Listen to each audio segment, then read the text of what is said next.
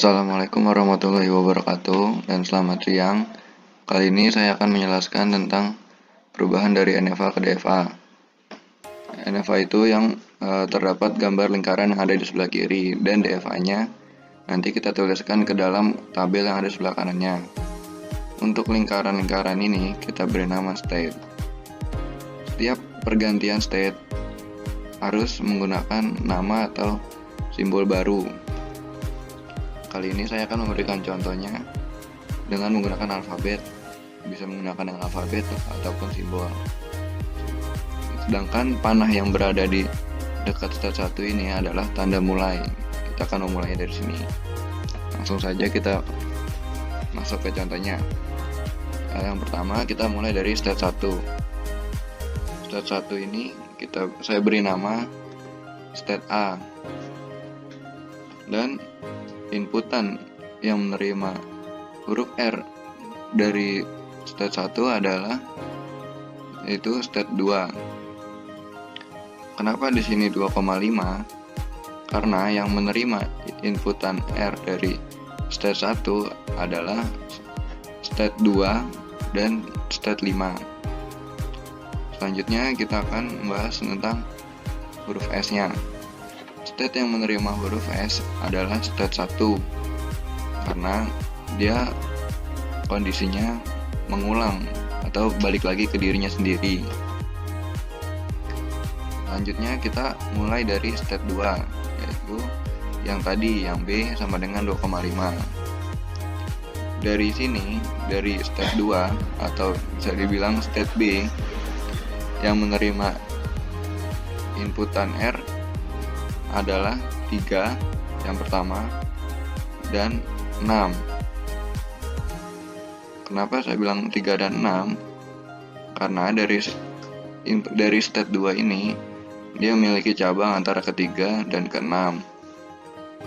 Dan selanjutnya yang menerima inputan huruf S dari state 2 adalah state 4, 5, dan 8.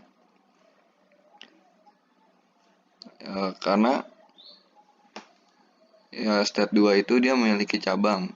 Dia antara bisa ke 5 dan ke 8. Mungkin itu saja yang bisa saya jelaskan. Nanti akan dijelaskan oleh teman saya yang berikutnya.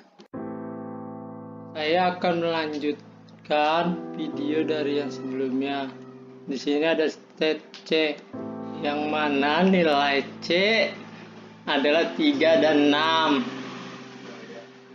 Nilai 3 tidak ada inputan R, lalu masuk ke 6, dan nilai 6 R-nya itu kembali lagi ke 6. Kita namakan state itu S sama dengan 6, lalu masuk ke S, yang mana di sini kita namakan F sama dengan 3 dan 7. Nilai 3 tidak ada R-nya, lalu masuk lagi ke 7. Yang mana nilai 7 inputannya S. Dan di sini bisa kita lihat S-nya kembali lagi ke 7. Lalu masuk lagi ke state D, yang mana nilai 4, 5, dan 8. Nilai 4 R-nya kembali lagi ke 4. Setelah itu masuk ke empty untuk mendapatkan nilai 5.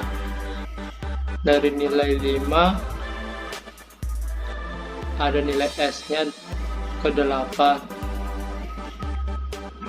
Lalu nilai R G sama dengan 4, 5, 6, dan 9. Nilai 4 R-nya kembali lagi ke 4, lalu melewati empty ke angka 5, lalu R-nya ini masuk ke 6. Setelah itu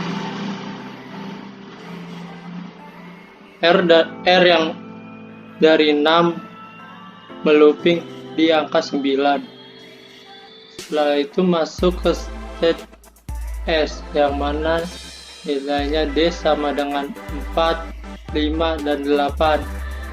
Nilai S di 4 itu kembali lagi ke 4, melewati empty, lalu ke angka 5, lalu dari angka 5 melewati input S, dari input S masuk ke 8.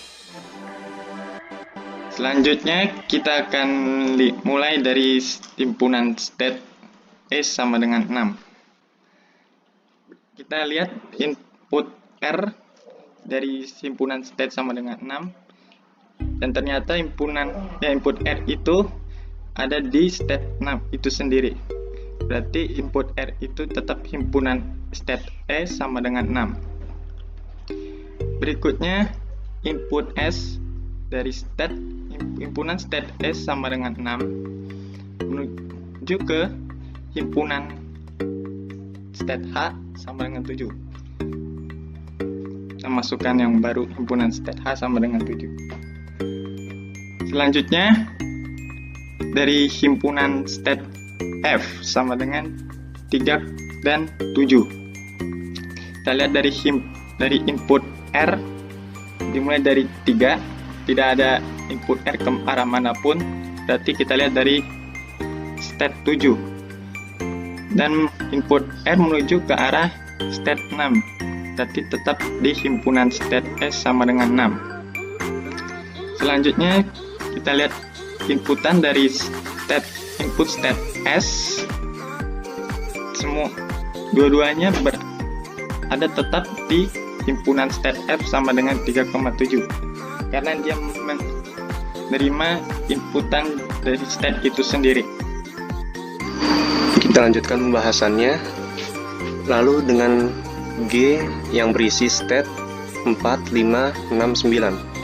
Kita telusuri dulu state 4. Di sini dari state 4 yang menerima input R adalah 4 itu sendiri. Lalu di sini ada empty.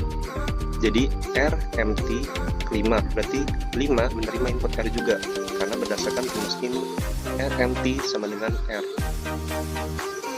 Lalu dari state 6 yang menerima input R adalah state 6 itu sendiri. Lalu dari 9 yang menerima input R, maka yang menerima input R itu adalah 9 sendiri. Jadi di sini dari state asal ke state yang menerima R itu sama, yaitu himpunan dari G. Lalu kita lanjut ke inputan yang menerima S. Dari state 4 yang menerima inputan S adalah 4 itu sendiri. Lalu karena di sini ada empty, berdasarkan rumus yang ini, berarti state 5 menerima input S juga. Lalu dari state 5 dari himpunan G, dari state 5 yang menerima S adalah state 8. Lalu karena di G ada 6, kita lihat ke 6, state 6 yang menerima input S di sini adalah 7. Dan sekarang kita telusuri yang himpunan H, isinya 7.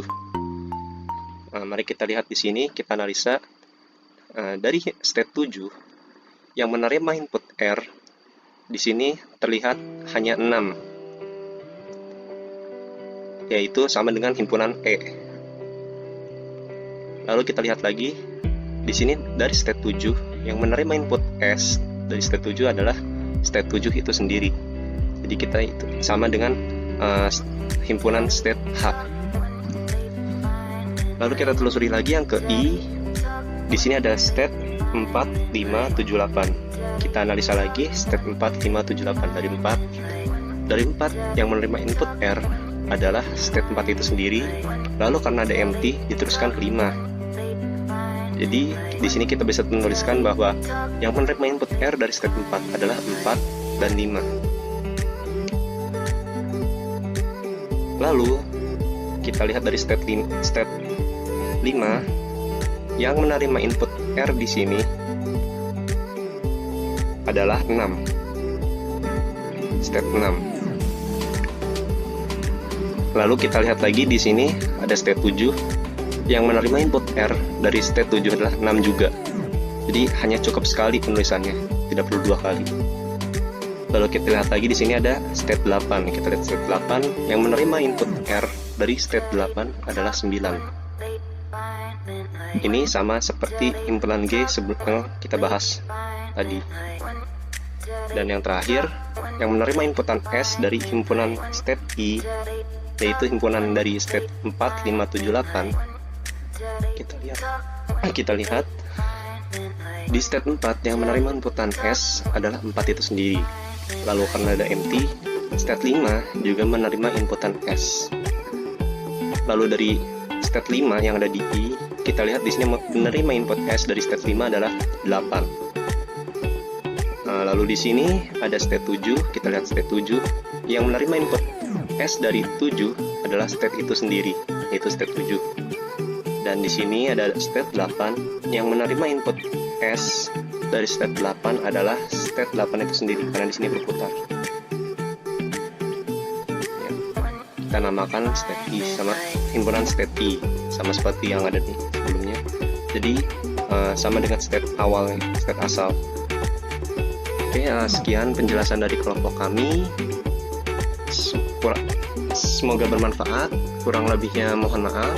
Wassalamualaikum warahmatullahi wabarakatuh.